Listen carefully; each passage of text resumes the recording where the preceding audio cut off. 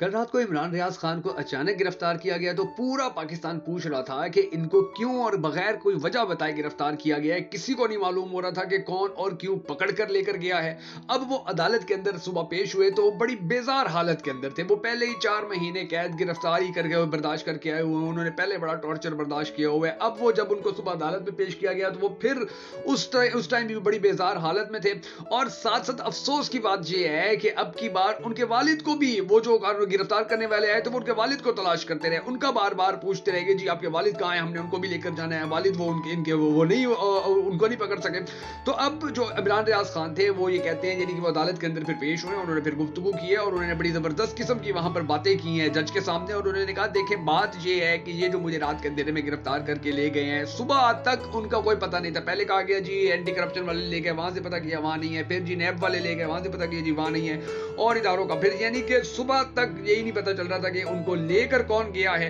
और फिर जब पता चला कि जी उनको एफआईए वाले लेके गए हैं या नैब वाले लेके गए हैं, एंटी करप्शन वाले लेके गए हैं, तो उसको पता चला जब वो अदालत में पेश हुए। वो जो अब उनके मियां इशफाक कामरान है वो कहते हैं कि जी अदालत में ये पेश हुए तो हमें पता चला कि ये इनको कौन लेके गया। तो उससे पहले हम सारी रात ढूंढते रहे, हमें यही मालूम नहीं हो रहा था कि कौन लेकर गया और कहां लेकर चला गया। अब उनको फिर जिस तरह गिरफ्तार करके लेकर गया ले जाया गया था तो वो बड़े वो गुस्से में नजर आ रहे थे। उनकी जो हालत थी वो बड़ी बेजार थी और उन्होंने जज साहब के सामने भी फिर खड़े होकर जो बातें की हैं, उन्होंने जिस तरह से बताया है कि मैंने आज तक जो इज्जत, जो मकाम, जो एहतराम कमाया है ये मैंने किसी ठेकेदार के कदमों में बैठकर नहीं कमाया है, या मैंने ये जो कामयाबी हासिल की है मैं मेहनत करके इस मकाम के ऊपर पहुंचा। मैंने मेहनत करके ये इज्जत और ये मकाम और ये अगर मेरे पास पैसे हैं तो ये मैंने मेहनत करके कमाए। पूरा पाकिस्तान वर्ल्ड वाइड मेरी मैं जाना जाता हूं, पूरा पाकिस्तान मुझे देखता है। मैं अगर किसी ठेकेदार के कदमों में बैठा होता, मैं कभी ब्लैकमेल हुआ होता, मैंने कभी 2 नंबरी की होती, मैंने कभी किसी का हक खाया होता या मैंने कभी किसी की जमीन के ऊपर कब्जा किया होता तो पूरी दुनिया को पता होता, पाकिस्तान की आवाम को पता होता। हमें मेरे खिलाफ पीटीआई हुकूमत के दौरान जो वजीर आला पंजाब उस वक्त रहने के ख्वाहिशमंद हुआ करते थे चौधरी परवेज इलाही, वो उस्मान बुजदार, उस जमाने के अंदर मेरे बड़े खिलाफ चलते रहे थे। लेकिन उनको भी मेरे इस हवाले से यानी कि मैं 2 नंबर हूं या मैं करप्ट हूं या मैं ठेके लेता हूं या मैं लोगों की जमीनों पे कब्जे करता हूं, अगर उस वक्त भी ऐसी मेरे अंदर कोई फॉल्ट होता या कोई बात होती तो वो उस हुकूमत के अंदर थे, वो ऐसी कोई चीज निकाल सकते थे। मगर जब कुछ था ही नहीं ऐसा, जब एक एक बंदे को ये पता है कि मेरा यूट्यूब चैनल है, मेरा फेसबुक पेज है, जब एक एक बंदे को पता है मैं पाकिस्तान के टॉप चैनल्स के ऊपर काम करके आया हूँ, आज भी टॉप चैनल्स ऐसे हैं पाकिस्तान के जो ये चाहते हैं, जिनकी ये ख्वाहिश है कि मैं वहां पर जाकर काम करूं, उनके साथ बैठकर काम करूं, लाखों करोड़ों रुपए की मुझे वो ऑफर्स करते हैं, लेकिन मैं वहां मेरी मर्जी है मैं जाऊं या ना जाऊं। तो मेरे पास तो आज भी ये सब कुछ है, मेरे पास तो आज भी इतना पैसा मैंने अपनी जो अपनी मेहनत से कमाया हुआ है वो उसके जितने भी गोशवारे हैं वो मेरे पास मौजूद हैं। तो जिस तरह से ये रात को आए हैं मेरे घर के ऊपर छापा मारा, मैंने कहा कि भैया आप घर के अंदर ना घुसो, मैं आ रहा हूं। वो यानी कि वीडियोस भी हैं इस चीज की कि इमरान रियाज खान खुद बाहर आए, उन्होंने गिरफ्तारी दी, उन्होंने कहा बात ये है कि बात करो तुम लोग। और फिर वो एक और ये भी शोषण छोड़ा गया था जी, वो उनको एक नोटिस भेजा गया था अदालत की जानिब से कि जी आपने जो अदलिया की तौहीन की है तो आप उस हवाले से आकर अपना जो बयान है वो जमा करवाएं, या जो आपकी बात है वो आकर बताएं, या अदालत के जो सवालात हैं उनका जवाब दें। तो वो नोटिस भी एक जारी हुआ तो फिर उस हवाले से भी खबर चल रही थी कि पता नहीं वही ना उठाकर ले गए हो, या उस नोटिस वो अगर अदालत किसी को बुलाती है तो वो रात के अंधेरे में हिस्सा नहीं उठवाती। पाकिस्तान की अदालतें ऐसी नहीं है। लेकिन बहरहाल ये जो कुछ भी हुआ था, अब इसके बाद जो इमरान रियाज खान अब अदालत के अंदर पेश हुए हैं और उन्होंने जिस तरह से बातें की हैं, यकीन जानिए कि हर पाकिस्तानी को उन बातों का जरूर पता होना चाहिए ताकि पाकिस्तानियों को अंदाजा हो सके कि इमरान रियाज खान पाकिस्तान के साथ कितना मुखलिस है या पाकिस्तान के लिए क्या कुछ कर रहा है। आज तक हमने यही देखा कि जी वो व्लॉग करते हैं, वो इमरान खान के हक में बात करते हैं, वो इंसाफ पर मबनी बात करते हैं, वो हर उस चीज के ऊपर बात करते हैं कि जिसके ऊपर बात की जानी चाहिए। लेकिन बात यह है कि इसके अलावा उनकी एक अपनी पर्सनल लाइफ है, जिस पर्सनल लाइफ के अंदर वो पता नहीं कितने घरानों को रोटी खिला रहे हैं, वो पता नहीं कितने घरानों को छत फराहम कर रहे हैं, वो पता नहीं कितनी बेटियों की शादियां करवा रहे हैं। उनकी जिंदगी का एक पहलू ये भी है और इसी पहलू के ऊपर ही अब चोट लगाने की कोशिश की गई और उसी चोट लगाने के चक्कर के अंदर इमरान रियाज को उठाकर इन लोगों ने ये सोचा कि चलो जी कुछ और नहीं होगा तो चलो कुछ वैसी खबरें चल नहीं रही हैं, वो जो मरियम बीबी वहां से वजीर आला बन रही है, चलो वहां से थोड़ी तवज्जो हटा लेते हैं। लेकिन वहां से भी नाकाम हो गए। पब्लिक आज भी मरियम बीबी को बातें सुना रही है, और यहाँ से जो इमरान रियाज खान था, अब इनकी जो कहानी है वो भी सामने आ गई। तो ये सारा कुछ आज की इस वीडियो के अंदर मैं आपको शॉर्टली बताऊंगा, लेकिन उससे पहले हमेशा की तरह आपसे ये रिक्वेस्ट है कि अगर आप हमारी वीडियो हमारे फेसबुक पेज के ऊपर देख रहे हैं तो हमारे फेसबुक पेज बगा फैक्ट्स को फॉलो कर लीजिए, हमारी इस वीडियो को लाइक कर लीजिए। अगर आप हमारी ये वीडियो हमारे यूट्यूब चैनल के ऊपर देख रहे हैं तो हमारी यूट्यूब चैनल को सब्सक्राइब कर लीजिए और हमारी इस वीडियो को लाइक कर लीजिए। याद रखिएगा आपके इस मामूली से क्लिक से आपको फर्क नहीं पड़ता, हमें बड़ी सपोर्ट मिलती है, तो ये काम आपने जरूर कर देना है। हम सबको ये भी दुआ कर रहे हैं कि अल्लाह तबारक व तआला इमरान खान साहब वज़ीर आज़म पाकिस्तान और इमरान रियाज भाई जो पाकिस्तान के मायनात एंकर हैं, इनको हमेशा अपने हिफ्ज़ अमान में रखे, इनके दुश्मन का हर वार जो इनकी तरफ आए वो खता जाए। अल्लाह तबारक व तआला इनकी जिंदगी लंबी करे और इसी तरह इनको इसी इस्तेकामत के साथ खड़े रहने की तौफीक और ताकत अता फरमाए। अगर आप भी हम सब के साथ मिलकर इस दुआ में शामिल होना चाहें तो कमेंट सेक्शन में आमीन जरूर लिख दीजिएगा। मैं हूं शकील हैदर और आप देख रहे हैं आपका मोस्ट फेवरेट चैनल बगा फैक्ट्स। अब नाज़रीन, ग्रामी जो सिचुएशन है वो जरा मैं आपको ये बता देता हूं, वो सुना देता हूं कि इनके साथ सीन ये हुआ था इमरान रियाज भाई के साथ कि लाहौर के जो डिफेंस के अंदर इनका घर है, वहां पर छापा लगा, इनका लैपटॉप उन्होंने उठा लिया, मोबाइल उन्होंने ले लिया। बार बार वो पूछते थे कि जी आप लोग, अब वो इमरान रियाज से आपके वालिद कहाँ है, आपके वालिद कहाँ है,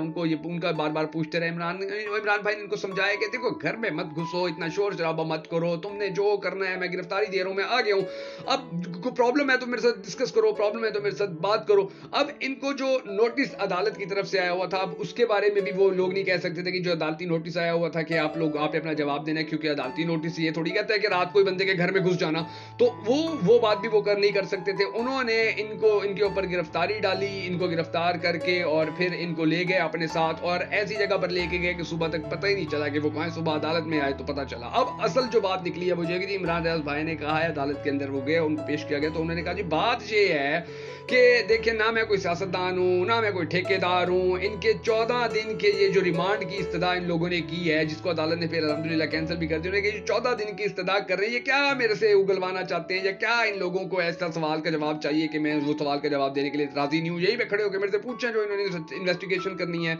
अब उनकी जो इस्तदा थी, मैं आपको जो भी बता दूं रिमांड की, वो कैंसिल हुई है और इमरान भाई जेल में चले गए हैं। जब जेल में चले गए इसका मतलब ये है कि एक दो दिन उनकी बेल हो जाएगी, वो फिर वापस आ जाएंगे। अच्छा, अब जो एक मसला सामने आया वो ये कि जी इमरान रियाज भाई ने एक ठेका लिया, कहा गया जी उन्होंने एक ठेका लिया था, और उस ठेके के हवाले से भी जब बात सामने आई तो वो ये थी कि वो तकरीबन 1 करोड़ 10 लाख का ठेका था और इमरान भाई कहते हैं मैंने वो 4 करोड़ का ठेका लिया था। अब उसके अंदर ना ऐसा हो, यानी कि उसके अंदर भी इनको इल्जाम लगाया गया कि जी इन्होंने यहाँ पर भी 2 नंबरी के। फिर उन्होंने अपना बताया इमरान रियाज भाई ने कि जी देखें बात ये है कि मैं तो अपनी जिंदगी के अंदर, अपनी फाइनेंस के अंदर इतना क्लियर रहना चाहता हूँ और मेरी विश होती है कि मैं इतना क्लियर रहूं कि मेरी जमीन के अंदर 13 कनाल एक बंदे की आ गई थी और जो डीलर था हमारा उसने बड़ी कान में मेरे आगे खुशी से बताया कि जी देखें वो जो 13 कनाल की एक्स्ट्रा जमीन हमारे पास आई है वो भी अब आपके नाम हो गई है, अब आपकी यानी कि लॉटरी निकल आई। तो इमरान भाई ने कहा कि भैया मैं इस 13 कनाल के लिए क्या अल्लाह ने मुझे क्या मैं रात को भूखा सोता हूँ, या मैं किसी से अच्छे कपड़े नहीं पहन सकता, या मेरे पास गाड़ी नहीं है, मेरे पास घर नहीं है, मेरे पास रोजी रोटी की कोई कमी है, मैं इस 13 कनाल को क्या करूं, क्यों किसी का हक खाऊं। तो फौरी तौर के ऊपर मैंने वो जो 13 कनाल का मालिक था मैंने उसकी तलाश करवाई, वो फौत हो चुके थे, उनका बेटा था, उनके बेटे को मैं मिला, उनके बेटे से मैंने रिक्वेस्ट की कि सर जी आपकी अमानत मेरे पास पड़ी है, मेरे पास ये बाय चांस बाय मिस्टेक आ गई है, आपको जब चाहिए होगी जिस तरह चाहिए होगी मैं आपकी भरपूर तरीके से हेल्प भी करूंगा, आपको सपोर्ट भी करूंगा, और ये आपका हक मेरे पास अमानत हो गया, जब आपका दिल चाहे आप वापस इस वापसी का मुतालबा कर दीजिएगा।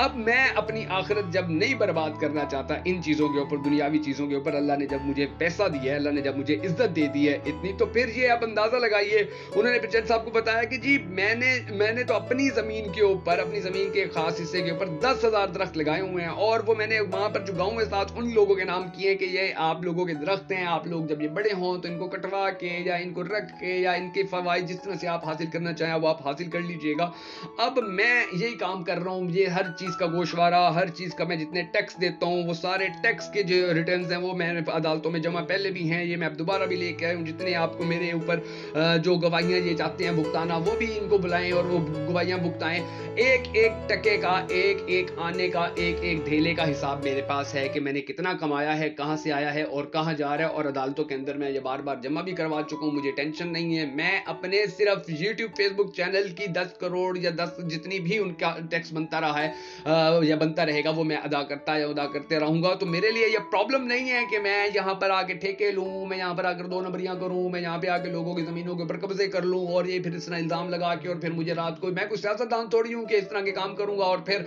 एक दिन अपने उन्हीं बुरे कामों की सजा भुगतते हुए हमारे सियासतदानों के साथ जिस तरह से होता है ये केस माफ करवा के। अभी देखें वो एक जानिब के जिस बंदे ने जेल में जाना था वो बंदा जेल जाने से एक दिन पहले पाकिस्तान का वजीर आजम बन गया था, और फिर उसी बंदे ने जी वो बड़ा सियासतदान है और वो बड़ा जी किंग मेकर है, उसी किंग मेकर ने फिर अपने भाई को भी बाहर से बुलवा लिया, उस अपने भाई को नाकाम भी करवा लिया, फिर दोबारा से खुद वजीर आजम भी बन गया, अपनी भतीजी को वजीर आला भी बनवा लिया। वो सारे काम वो करता फिर रहा है, उसकी तरफ से किसी किस्म की किसी बंदे को कोई टेंशन नहीं है कि पाकिस्तान के अंदर क्या चल रहा है, पाकिस्तान के अंदर क्या हो रहा है। लेकिन पाकिस्तान के अंदर अगर कोई बंदा थोड़ी सी भी हक की बात कर रहा है, कोई सच की बात कर रहा है, तो फिर वो खड्डे लाइन जरूर लग जाता है। अब वो जब भी उनका बस चलता है, वो पाकिस्तान के जो लुटेरे सियासतदान है उनका जब भी बस चलता है वो सारी मफामत करके अपने लिए गेम सेट कर लेते हैं। जब गेम खत्म होती है उनकी करप्शनों के केस खुल जाते हैं, अदालतों के अंदर जलीलो ख्वार हो रहे होते हैं, और फिर वो आकर वो जैसे नवाज शरीफ वापस आया तो रोता था, जैसे वो स्टेज पे खड़े होकर पाकिस्तानी कौम के आगे बेटी को गले लगा रहा है, शहबाज शरीफ को गले लगा रहा है और रो रहा है कि जी बड़ा जुल्म हो गया था हमारे साथ, करप्शन की जो जुल्म हुआ था ना।